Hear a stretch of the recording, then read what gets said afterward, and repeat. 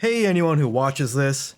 This video is a bit different than what I usually post, as it is purely a behind the scenes chat about the process of making gaming videos on YouTube, but more specifically about how I goofed up one of the difficulty sliders in the Medieval Dynasty 1000% challenge I posted last December. I enjoy consuming content about challenges, drama, and mishaps that happen during the productions of movies and television shows, so this video is simply that, but within the YouTube gaming sphere. So if you enjoy that kind of content, then this video is for you. So, in that video, there was a moment where I realized I managed to start the run without setting the tax setting to the maximum 1000% value. So how did I manage to start a challenge playthrough with one of the core settings of the challenge not being set? Surely I must be a lazy fraudster to have let that happen. Ah! Well, not really. Permit me to tell the tale of the challenges and mishaps I encountered trying to get that challenge started. In the first attempt at the gameplay, the tax setting totally was set, but then shenanigans happened. The start of that playthrough was on November 23rd, 2023, but the series of events leading up to the bad tax setting had already been in play since July 2023. For in July 2023, I replaced my old 16:9 ratio monitor with a wider screen 21:9 ratio monitor. It's pretty cool for gaming and productivity, but can be a little different when it comes to content creation. The standard ratio on YouTube is 16:9, so trying to work with 21:9 footage can present some, well, I want to say challenges, but that doesn't totally seem correct. But it does make one consider how they are going to use their footage a little more carefully. Uploading 21:9 footage directly into YouTube can get a bit weird, and I believe it actually can disable some features of the video for the viewer. But at the same time, it is also like having more tools in the tool belt. A 21:9 letterbox on a 16:9 frame can have a nice cinematic effect for certain footage.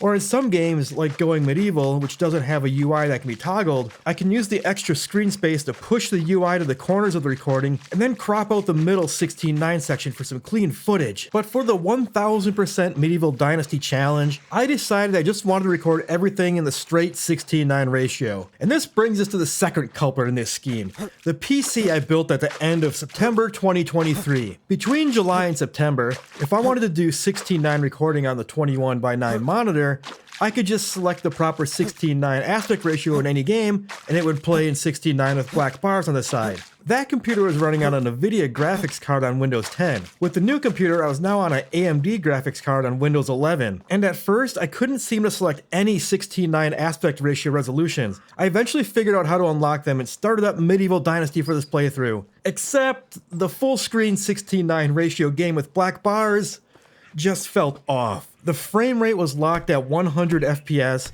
and something about it just made everything feel not responsive. I fiddled with the settings some more and changed it from full screen to windowed borderless, and suddenly the game felt snappy like it should be. But then Windows 11 came in to throw its own pile of garbage on this situation. In Windows borderless mode, I was able to run the game smoothly at the full resolution of my monitor, but there was now a problem that the Windows taskbar would be sitting over the bottom of the game. Cool, whatever. I'll just move it to the side of the screen while I game like I always did in Windows 10. Except you can't do that in Windows 11. Seemingly, Windows 11 is all bottom of the screen or GTFO. But there was a setting to automatically hide taskbar that got it out of the way and seemed like a solution. Okay, cool. Graphics settings are figured out. Taskbar's out of the way, time to start this challenge. I loaded up the game, set all the difficulty settings, and got to work making my way to the cave where I was going to build my base. I got there in a few minutes and went to make my first save file for this playthrough.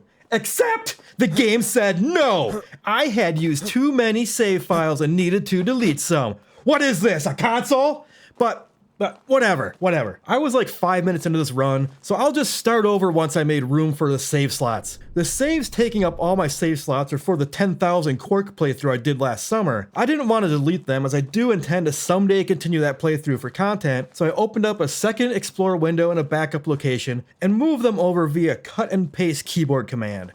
Okay, graphics sorted, save slots refreshed, time to start this challenge! For realsies! And this attempt was when I got to the cave and discovered the bandits squatting there. And now I swear, When I first started playing this game, I read a comment on Reddit or something that said, bandits don't spawn until the second year, and every time I had played it previously, I didn't see any bandits until the second year, so the facts seemed to check out. I wrote the script for the introduction before starting the playthrough, and on that first draft I left in a line about bandit health at 1000% might not be a problem, as they don't spawn in the first year, but I originally removed it from the script as I assumed it would be irrelevant. But here we are, looking at bandits in the spot I wanted to build my home. And as there were no in-game quest requirements to fight bandits, having them there right off the bat, occupying where I wanted to build my town, was such a perfect plot beat that I had to add that line back into the script. I did a quick save and got to fighting the bandits to see what kind of a mess it would be, and it was rough. But making the fight even worse was that ever so occasionally, the position of the invisible mouse cursor would find its way to the bottom of the screen. Then when I would click to attack, it would activate the hidden Windows taskbar that would pull focus from the game, leaving me helpless to watch the bandits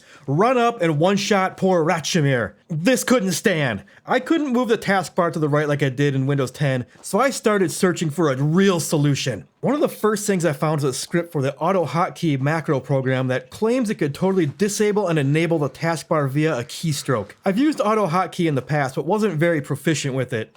It's a very power user level application with no handholding, so I didn't totally understand what key combination the characters in the script intended for me to use. I started hitting some combos pretty much at random, trying to trigger it, and managed to hit Control Z in this process. However, when I hit that key combo, which is the shortcut for undo, I still had the Windows Explorer windows up on screen that I'd used to back up my old Cheese Island file saves, and Windows went, "Oh, you want to undo that cut and paste file move?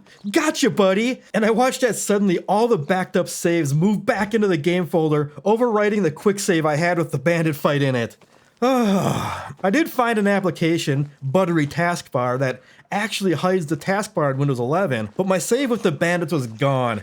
And as I said before, this was far too good of an unexpected turn of events to not use it as a plot point. But now I was in for a ride of unknown length, hoping to get another new game that had bandits in that location. Not wanting to waste time doing the first few steps of the challenge over and over, only to find out there were no bandits, I would load a new game, immediately save, and then run straight to the cave to check for bandits. Then I'd reload the save to start the run properly if the bandits existed in that world state. It took about 5 to 6 minutes per try to create a new game and to run to the cave, and I had no idea how long this was going to take me. But the thing is, the game settings say that changing them is applied immediately. So after a handful of no bandit attempts, I just stopped setting up the 1000% difficulty sliders under the assumption I would be able to set them later after I had a game world where the bandits had spawned again. After about 20 minutes of attempts, at 1:29 p.m., I made a remark about this situation into a friend's chat, wondering how long it would take. But on the very next load, I had my bandits. I reloaded that starting save, jacked up all the difficulties, and started my run. Huzzah! Except when I made it back to the bandits, they died in 3 hits like difficulty was still set at 100%. So what I assume this means is that sure, the settings may have changed, but they were already spawned in at 100% hit points instead of 1000, and only new spawns would get the increased difficulty. Saddened, I started the whole process again, this time having to set all the difficulty sliders before every restart. And at this time I also wrote my own auto hotkey macro to simply hold down the run forward key. So a new process of setting the difficulty, starting the game, and then browsing my internet on the phone while the auto hotkey ran Ratchamir to the cave over and over again started. I mean, it only took 20 minutes to find them a second time. Surely they'll be back soon enough, right? Right?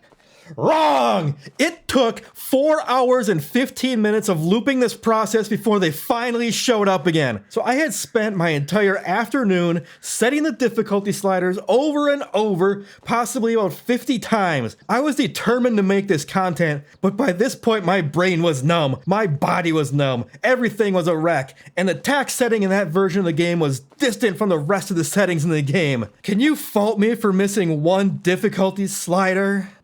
And if you can't, here is some poorly played accordion as an apology. But also, I am so happy that if it had to have happened, it was the task setting, which was largely unimpactful before I realized it wasn't set correctly. If I had reached those bandits after 4 hours of trying to get them to spawn and had missed their hit point settings, I probably would have just scrapped the entire video right then and there.